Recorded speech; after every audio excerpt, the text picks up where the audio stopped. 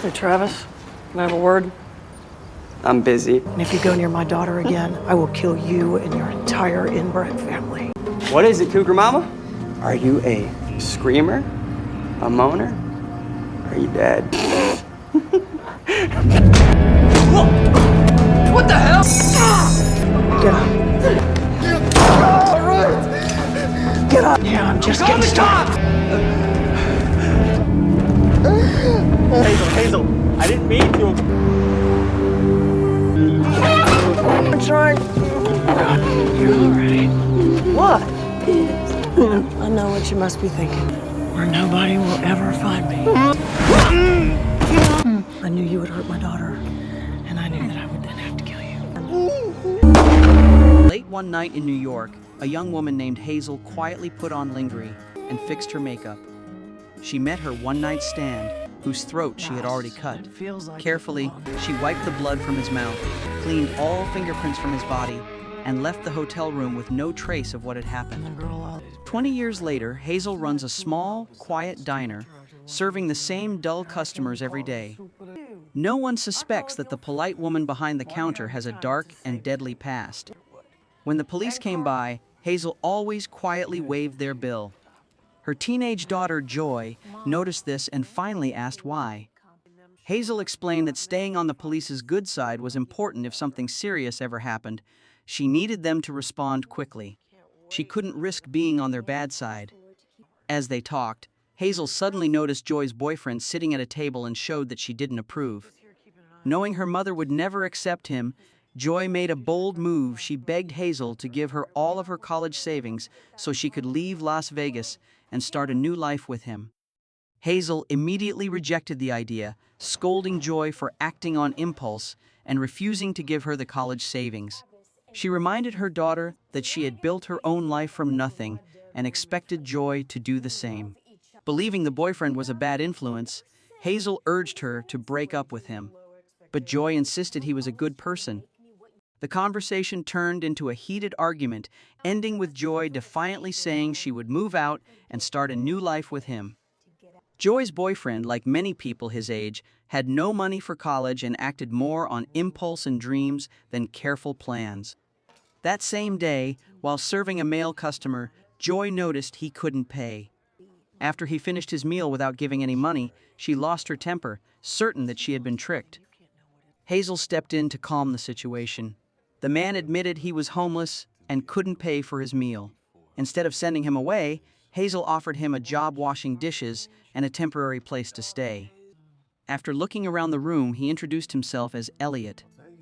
Meanwhile, Joy's boyfriend kept pressuring her for money so they could move out.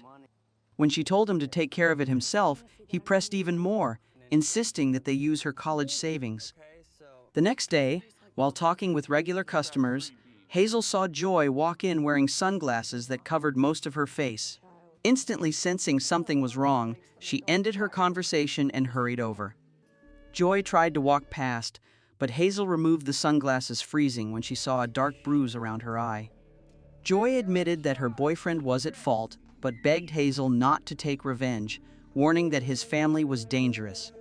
But Hazel's anger ignored her words. Without saying a word, she left, went home, changed into a bold, striking dress, and grabbed the gun hidden under her bed.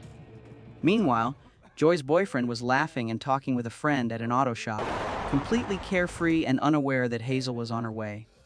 Hazel burst into the shop and demanded to speak with him alone. He refused and even mocked her in front of his friend. Without hesitation, Hazel punched him in the face, making him stumble, then kicked him hard, knocking him to the ground. When the mechanic tried to step in, Hazel sprayed him with pepper spray, leaving him dazed and off balance. Blood ran down Joy's boyfriend's face as Hazel pulled out her gun and told him to follow. When he refused, she fired a warning shot near his ear.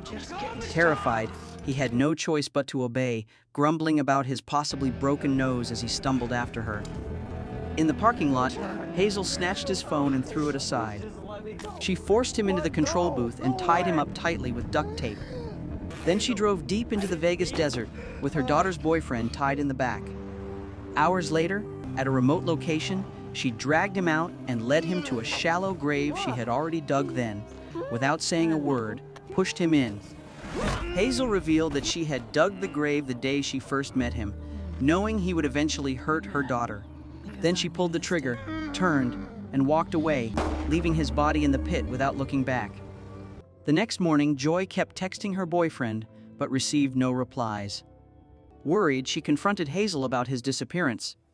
Hazel stayed calm and lied, saying they had argued and he had chosen to leave the city on his own. Joy didn't believe her and warned that her boyfriend's family were dangerous criminals who wouldn't hesitate to take revenge. If anything had happened to him, they would go after whoever was responsible. But Hazel stayed calm. Angry, Joy stormed out. Elliot came to comfort Hazel, but they soon noticed a suspicious man taking photos of him from afar. Hazel ran to confront the man, but he ran away without saying a word. When she returned, Elliot was in the kitchen, tense and lost in thought. Seeing her, he quickly tried to act normal, as if nothing had happened.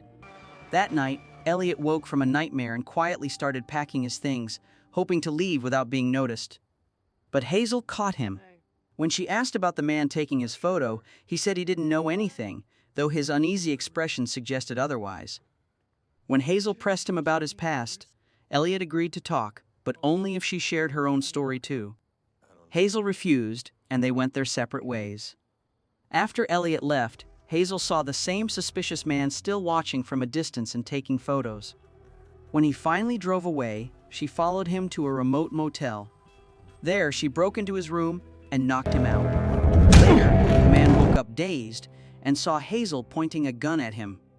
Under pressure, he admitted he was a freelance journalist investigating Elliot. He said Elliot had killed someone and was now on the run. To prove it, he showed Hazel his laptop, which contained all the evidence. In the motel room, Hazel found a news article about Elliot. He had once been a famous heart surgeon, but his career ended after a drunk driving accident that killed his girlfriend. He served 4 years in prison and had only recently been released. After discovering the truth, Hazel took the reporter's laptop and walked away, warning him never to come back. Life soon returned to normal. She went back to her daily routine, serving regular customers as if nothing had happened. That day, Hazel found Joy in tears, still unable to contact her boyfriend. She tried to comfort her, but Joy pushed her away and stormed out. As Hazel followed her outside, she ran into Phil, a former coworker, who told her that their old boss had just been released from prison. The news made Hazel freeze, a cold unease spreading through her. She knew exactly why he had returned. He asked to meet the next day, and she agreed. But back at the diner, he suddenly brought up Joy, praising Hazel for raising her so well. Hidden beneath the compliment, however, was a thinly veiled threat, and it made Hazel furious. The next morning at breakfast, Hazel told Elliot about the journalist and showed him the documents she had found. Faced with the evidence, Elliot admitted he had once operated on the reporter's father, but the surgery had failed. Since then, the reporter had held a grudge and was now trying to destroy Elliot's reputation by bringing up the accident that killed his girlfriend. After hearing the full story, Hazel didn't hesitate. She asked Elliot to help deal with the man threatening them and begged him to watch over Joy. For one night, she had to leave the city to handle something important. Though uneasy, Elliot agreed. That evening, Hazel met Phil as planned. He took her to their former boss, who was overjoyed to see her after 20 years. Reminiscing, he recalled meeting her when she was only 15 and how he had taken her in, training her to become a top assassin. After reminiscing, he revealed the true reason for their meeting. He wanted Hazel back on the job. The target was a client named Perry, and he offered her a generous advance. But Hazel refused, insisting she could never return to that life, even if she still owed him. Realizing she wouldn't give in, the boss shifted tactics. He made veiled threats about her daughter and hinted that he knew about Joy's boyfriend's disappearance. His message was clear: leaving the past behind wouldn't be as easy as Hazel had hoped. Realizing the danger behind her former boss's words, Hazel reluctantly agreed to take the job. That night, she went to the casino to watch Perry, then returned home and shared drinks with Elliot. As the alcohol loosened her guard, she opened up, speaking about her past struggles with addiction and how she had been rescued, trained, and used as a weapon. The night ended with an intimate moment between them. The next morning, Hazel met with Elliot, told him she would be leaving that night, and asked him to look after Joy. He agreed. That evening, dressed to impress, she went back to the casino. Pretending it was a casual meeting, she caught Perry off guard and quickly drew his interest. He invited her to his private suite, where they spent the evening talking and reminiscing. As Perry finished his drink, Hazel offered to pour him another, quietly slipping something into the glass while he wasn't looking. But before he could drink it, he brought up their past the relationship that had ended 20 years earlier. He admitted he still had feelings for her and hoped they could start again. Hazel was unsettled by his confession. As Perry raised the glass, she quickly took it away and kissed him to distract him. A knock at the door interrupted them, giving her the chance to hide the drink. When he came back, they continued kissing and agreed to meet again. Later, Hazel returned to the diner, slipping back into her routine while Elliot quietly kept washing dishes. Hazel didn't know that Elliot was really an undercover agent working for her former boss. He had accepted the mission to watch her every move before he even arrived. One day at the diner, a police officer mentioned that more and more teenage girls were going missing in the area. When Hazel asked her cook about it, he said he knew nothing. The officer then reminded her to report anything she might hear. Phil arrived and warned Hazel that Perry was getting ready to leave town if she wanted to act. It had to be now. Seeing her hesitate, he reminded her that failure could put Joy in danger. Frustrated, Hazel walked away, and Elliot tried to comfort her. With a heavy heart, she asked him to watch over Joy, knowing she would have to leave again soon. Even as Elliot held her, Hazel stayed distant, then quietly walked away. Moments later, he texted the boss, confirming Hazel would act that night. Later that evening, Hazel slipped into Joy's room to check on her one last time before leaving. Hazel met with Elliot and told him she had to leave for work. He tried to stop her, but she refused, determined to finish what needed to be done. As soon as she left, Elliot called the boss to report. Meanwhile, Hazel reached the hotel, loaded her gun, and stepped into the elevator to confront Perry. At that same moment, Perry received a mysterious package with a photo of Joy inside. The sight of it froze him. He realized Joy was his daughter, born from his relationship with Hazel 20 years earlier. Still shocked by the revelation, Perry was caught off guard when his wife suddenly entered the room. Thinking quickly, he covered by saying the setup was for a romantic date night with her. Meanwhile, Hazel had a change of heart and broke into the boss's hideout. After silently taking down a guard, the boss, watching through surveillance cameras, ordered Phil to stop her. But before Phil could act, Hazel ambushed him and knocked him out. Hazel moved toward the boss's room, where he was already armed and waiting. Anticipating his move, she shot him in the arm. Wounded, he tried to sway her by revealing that Elliot had been working for him all along. But Hazel stayed calm and told him she no longer belonged to his world. Before pulling the trigger, she called him father, revealing he was her biological dad. Hazel then returned home, still stained with blood, quietly cleaned herself up, and checked on her daughter without saying a word. The next morning, she walked past Elliot without responding to his greeting, leaving him confused by her sudden coldness. Just as Hazel was about to begin her shift, Joy walked up, gave her a quick hug, and stepped outside. Moments later, Hazel heard a strange noise behind her. When she turned, she was shocked to see her boyfriend bloody but still alive.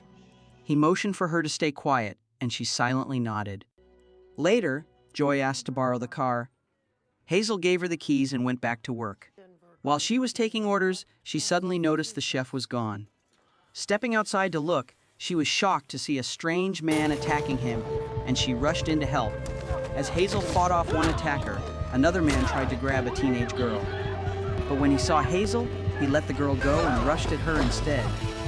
She quickly took him down, but a third man suddenly pulled out a gun and fired several shots, leaving her collapsed and still. In the chaos, the men captured the girls and fled. Elliot ran to Hazel's side, desperately trying to stop the bleeding as she lay motionless in a pool of blood.